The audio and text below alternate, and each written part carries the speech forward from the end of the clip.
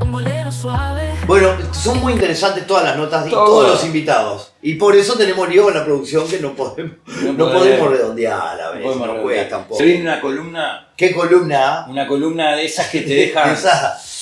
¿Qué columna griega ni columna romana? No. ¿De qué me está hablando? La Con Gustavo, la columna forense. forense. Ya suena salado. Yo voy a tratar de hablar lo menos posible porque quiero escuchar por si capaz que soy un asesino serial. ¡Capaz! No, me yo quiero digo al lado. desayunar. Gustavo Álvarez, bienvenido. ¡Fuerza!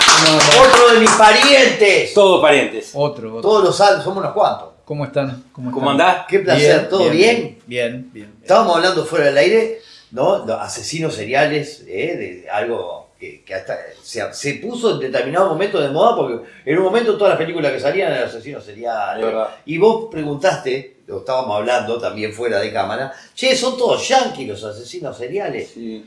¿Por qué? Porque la verdad, ¿es porque hacen más películas los yanquis? Varias cosas. Primero, un ordenamiento social que habilita muchas veces el uso de la violencia, ¿no? Y los asesinos seriales muchas veces hunden sus raíces en situaciones altamente estresantes de la infancia.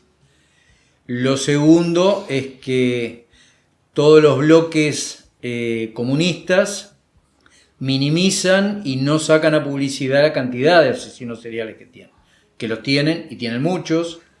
Y lo tercero, de no menor importancia, es que Estados Unidos tiene un gran desarrollo en la detección y aprehensión de asesinos seriales. Por lo cual, no sé si es que hay más, o se detectan más, o del otro lado se minimizan, porque es como un síntoma de una sociedad utópicamente perfecta, no es tan perfecta. Entonces, bueno, como un error de la sociedad, del sistema, lo consideran, por eso no lo Entonces no lo hacen. minimizan, Claro. lo minimizan. Claro. Pero de todas maneras, me parece que lo primero que hay que señalar es lo que es un asesino serial. ¿Cómo se le considera? ¿Mata a 2 personas ya es asesino serial? No precisamente. Tenemos asesinos individuales y asesinos múltiples. Eso es los dos grandes grupos. Dentro de los múltiples hay 3 subdivisiones, que es el asesino de masas, que mata a 4 o más personas en un mismo escenario de crimen, o con muy poco desplazamiento. Las escuelas en Estados Unidos. Esos que entran con un entran teatro con armas y matan matan gente, claro. Ahí está. El spree killer, que es el asesino relámpago, que una vez que rompe el freno inhibitorio sale a matar, en general primero dentro de la familia y después sale y todo lo que se le cruza mata, pero va con un desplazamiento importante geográfico, por eso se le llama itinerante también. Y el tercer gran grupo, que es el que nos ocupa hoy, es el asesino serial. Ninguno de los anteriores tiene periodo de enfriamiento, o sea, cuando rompieron el freno inhibitorio, matan. Hasta que en general son abatidos por la policía, en general, la mayoría de las veces. El asesino serial, por el contrario, tiene 2 o más víctimas, pero hay un periodo de enfriamiento. Porque el asesino, y cuando digo periodo de enfriamiento me refiero a que hay un periodo en el cual no mata, no es productivo criminalmente. ¿Por qué? Porque el asesino serial tiene una secuencia, unas fases que son muy similares a la de la drogadicción. ¿A qué me refiero con esto? El asesino serial mata, ahí baja su ansiedad, su tensión. Se sacía. Exactamente. No totalmente, porque después vuelve el círculo, exactamente igual que la droga, que el adicto o que el consumidor problemático de droga. Pasa por un periodo refractario, que es el periodo de enfriamiento. Posteriormente empieza a aumentar la tensión, empieza a tratar de dilatar el nuevo homicidio en base al consumo de elementos fetichistas que sacó del escenario del crimen, prendas íntimas, recortes de diario, grabación de programas de televisión hablando del asesinato, fotos que él ha sacado. Eso le da un periodo un poquito más en donde todavía se maneja en el nivel de la imaginación y la fantasía el poder evacuar esa tensión. Es como metabolizar esa como en tensión. una sobremesa. El tipo está tranquilo mirando todo su logros. No está tranquilo, ya empezó a incrementar la tensión, pero antes de pasar al acto directamente, puede darse un espacio de tiempo en el cual, rememorando y recreando, Se regocija con lo ya ahí hecho. está, y con elementos concretos, lo que decía, una prenda íntima, un mechón de pelo, un Amuletos, recorte de- digamos. Exacto. Digamos que los toma. Sí, son souvenir criminales, lo que nosotros llamamos souvenir souvenir criminales. criminal. Pero posteriormente ya empieza a ser borde, la fantasía, no le termina colmando y ahí empieza lo que se llama la fase de pesca, en donde ya empieza a circular por diferentes lugares, donde se agrupan perfiles victimales que son convergentes con lo que él busca por una necesidad emocional. La víctima no es elegida al azar, en ningún delito es elegida al azar, pero bueno, es un tema de victimología. Después de la pesca ya empieza a ubicar ya más concretamente quién va a ser, empieza a hacer un trabajo de inteligencia en cuanto a rutinas, puntos vulnerables. Después ejerce el método de acercamiento, de sometimiento. Después el traslado, si es que hay más de un escenario de crimen, ahora explicamos lo que es. El traslado de la víctima, el alojamiento de la víctima, muerte, tortura, violación y eventualmente otro escenario de crimen que es donde se abandona el cadáver. ¿Necesita todo ese desarrollo este Sí. individuo? Justamente, una de las características del asesino serial es que ineludiblemente pasa por eso. Otra de las características es que no conoce a la víctima. Y otra de las características fundamentales, que a veces incluso algunos colegas se confunden, es que no es la cantidad lo que hace al asesino serial, sino la necesidad interna es lo que hace. El asesino serial mata por necesidad y por placer y por poder, pero no porque haya alguna motivación común, si se puede llamar, como puede ser el lucro, la venganza. No existe en el asesino serial eso, porque en general, reitero, no conoce a la víctima.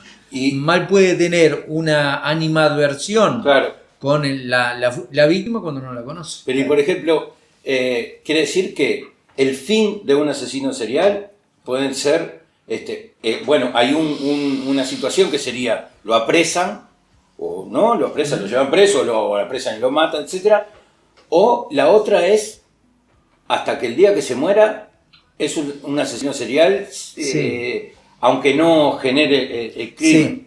Sí, a ver, después de entre la cuarta y la quinta década, el asesino serial, el psicópata en general, aunque hay dos grupos de estructura, ahora lo vemos, empieza a bajar su productividad delictiva, ¿no? No deja de ser un psicópata, no deja de codificar la vida de determinada manera y al otro como una cosa útil o no útil. Eso no cambia, pero sí es cierto que baja la productividad delictiva. Entonces, un asesino serial puede terminar su carrera delictiva como asesino serial después de los 50 años o bajarla sensiblemente. Cuando yo reseñaba que había dos grandes estructuras de personalidad en los asesinos seriales, me estoy refiriendo a la psicopatía por un lado, que es una manera de ser, pero no importa la profundización ni la disquisición fina técnica.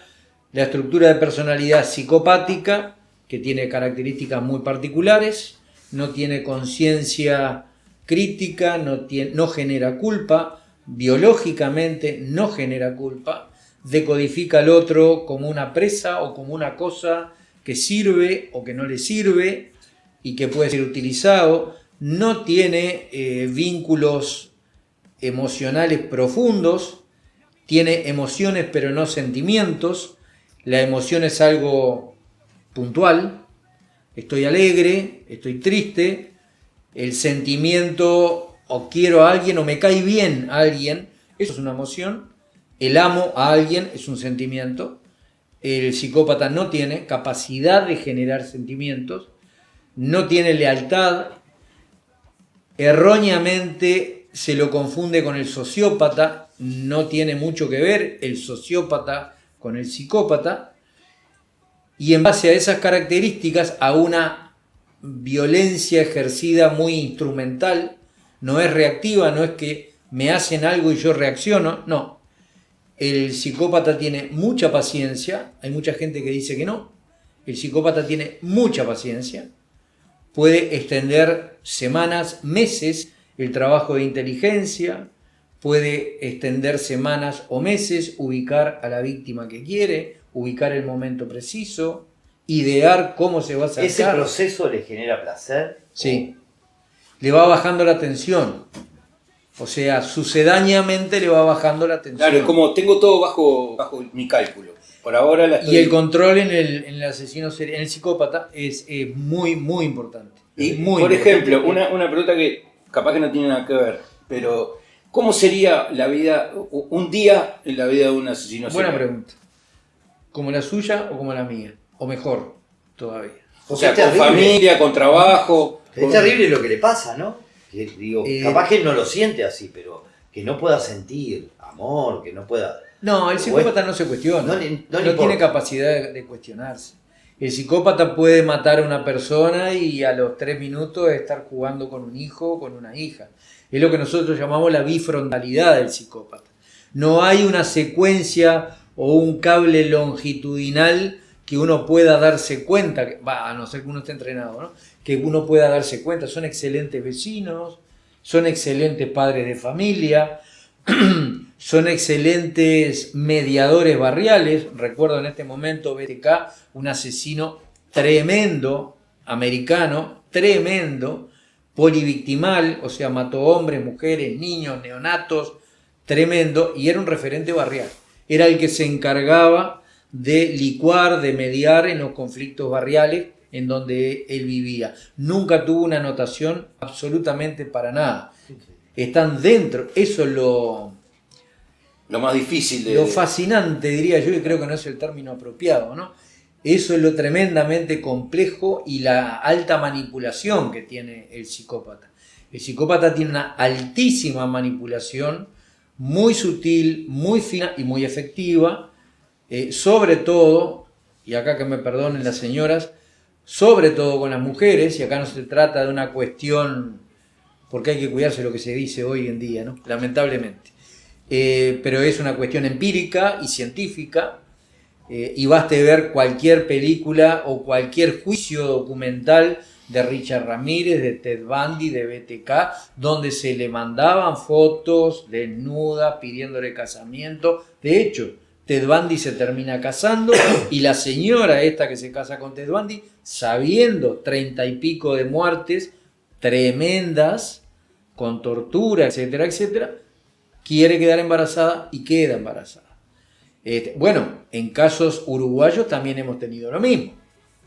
Asesinos seriales que han sido acosados, diría yo, o buscados, mejor dicho, por mujeres en donde incluso se han casado y han tenido hijos. ¿Ah? Entonces, el sexo y la muerte son dos polos que mueven tremendamente y sacuden mucho la estructura humana, ¿no? Y bueno, un poco pasa por ahí. Charles Manson, ni que hablar, a los 80 y pico de años se casó con una mujer de 30 años, ¿no? O sea, las pruebas son ineludibles y apuntan a eso. Pero me quería referir, lo de la psicopatía, yo creo que queda bastante claro para la gente. Son personas que pasan desapercibidas. Hay psicópatas integrados, donde podemos encontrar psicólogos psicópatas, periodistas, médicos, cirujanos, arquitectos, que van a tener una manera muy particular de ser, de gozar con el horror, con el sufrimiento del otro. Pongamos un ejemplo. Un gerente de banco tiene que ejecutar una hipoteca de una casa de una señora mayor. El gerente del banco lo tiene que hacer. O sea, no tiene posibilidad de decir, no, mire, es una persona mayor, yo no lo voy a hacer. No, porque está dentro de una estructura, se comprometieron las dos partes, una de las partes no cumplió por X causa, se tiene que ejecutar y sabe que la señora va a quedar en la calle. Un neurótico va a hacer y va a ejecutar la hipoteca y le va a generar un impacto emocional. El psicópata va a jugar con eso. Va a jugar generándole falsas expectativas, bueno, tal vez se puede arreglar de determinada manera, cuando sabe que no. El juego del gato y el ratón del psicópata se da también en psicópatas integrados. La manipulación, el divertirse y jugar con el desespero del otro, el mantener el control total, esos son signos inequívocos. Dominio. El Buscar el dominio. dominio, ¿no? Y esa psicopatía, ese psicópata, ¿necesariamente puede terminar matando? ¿O No. estamos rodeados de psicópatas que lo podemos Que decir, no qué concretan. mala onda fulano, vos mirá que este es un manipulador? Este es entre el 1 y el 3% de la población mundial la psicopatía. Y no todos delinquen, todos son iguales, ¿no? O sea, aquel que sádicamente alarga la agonía de alguien cuando lo tortura, es similar conceptualmente, por favor, conceptualmente, es similar a aquel que alarga la agonía de la señora prometiéndole que eventualmente va a haber una solución cuando sabe que va a quedar en la calle. Por favor que se entienda, conceptualmente, Claro, sí, obviamente que no es lo mismo un gerente que hace esto dentro de un reglamento Obvio. que alguien que torture y que mata a una persona, ¿no? Claro. La otra estructura de personalidad que se genera o que se ve estadísticamente en los asesinos seriales es la psicosis, que es muy grotescamente los que están desapegados de la realidad compartida, los locos, ¿bien? Y no todos ellos, obviamente. Pero uno puede verlo en el análisis del escenario de crimen, uno puede verlo, no sé, me acuerdo ahora de Chapman, que era un asesino serial americano, que estaba delirando y diciendo que los extraterrestres le chupaban la sangre y se la pulverizaban a él, por lo cual él necesitaba, lógicamente, dentro de su delirio, matar gente, sacarle la sangre y guardarla dentro de la heladera para tomársela cuando los ovnis venían y le pulverizaban la sangre de él. O sea, hay una lógica muy bizarra, muy loca, muy desapegada de la realidad compartida, pero que no deja de ser una lógica dentro de un delirio. Entonces, en asesinos seriales hay una predominancia muy clara de perversos, digo bien, de psicópatas, y una expresión mucho más deficitaria en psicóticos, pero también los hay. ¿Cómo? Hay de todo eso que nombraste, de todo. Hay de todo. ¿Cuáles son los más comunes? Porque ya nos tenemos que ir, ¿no? No, me está diciendo 2 minutos. Pero dentro de eso, ¿cuál es el más común, digamos, si es que existe? De estructura, la no, la psicopatía por lejos. Sí. Y no exclusivamente la masculina. Abrumadoramente el psicópata es un 80, 85, 15 hombres sobre mujeres. Eso te iba a decir, la mayoría hombres. La mayoría hombres, pero hay psicópatas mujeres, hay asesinas seriales mujeres también, y no hay diferencia. El psicópata lo que tiene, lo que se ha descubierto es que hay un elemento biológico en la zona prefrontal del cerebro supraorbital, o sea, acá, para que se entienda, acá, en donde esto oficia de freno. Nosotros tenemos, muy grotescamente dicho, tenemos la amígdala cerebral metida dentro del cerebro, en la parte límbica del cerebro, que es el acelerador. El lo quiero, lo tengo y no tengo ningún tipo de ética ni moral para conseguir lo que quiero. El freno está acá. Entonces, aparentemente, por estudios experimentales, tiene el psicópata una amígdala muy potenciada y una zona supraorbital muy deficitaria. Que no le permite ponerle freno a eso. Claro. Entonces, el individuo quiere algo y lo va a buscar con paciencia, con frialdad, con cálculo, pero ineludiblemente lo va a buscar y lo va a tratar de obtener, y sin ningún tipo de repercusión emocional ni afectiva. Es fascinante. Yo he entrevistado muchísimos psicópatas, muchos psicópatas, y es fascinante como uno a veces se encuentra tratando de encontrar la humanidad en esa persona que estamos entrevistando y no la encontramos. Tratando de encontrar el arrepentimiento porque mató a su mujer o porque mató a su hijo, y lo único que encontramos es lo que nosotros llamamos memoria semántica. Es expresiones cognitivas, no emocionales, sino cognitivas. No, lo que ocurre es que ella fue la que tuvo la culpa y no, yo no lo quise hacer. Todas cuestiones cognitivas. pero no hay eco afectivo, no existe, tan totalmente imposibilitados de tener un eco afectivo ante las barbaridades muchas veces que cometen. ¿Te definiste al final como asesino serial? Sí, pero yo soy atorrante el serial. tema que mucho planear no es para mí. No, ya demasiado. Serial no soy.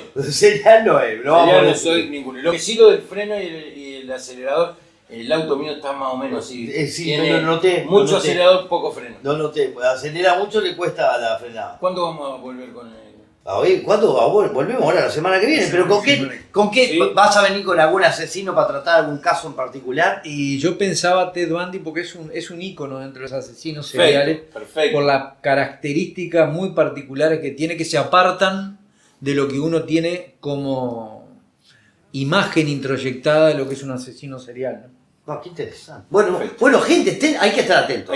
Ya está definido, más o menos, no es que seamos los grandes cancheros que sepamos, pero ya nos dio una idea de por dónde viene el tema del asesinato serial. Y para la próxima semana, entonces, Ted Bundy, mirá que ese sí que es un monstruo. Monstruo de verdad. Pero con cara de ángel. Con cara de ángel, y con algunas similitudes a uno muy, muy cercano también. Sí. ¿A vos? No, a un asesino serial con características muy cercanas aquí en nuestro país. Claro.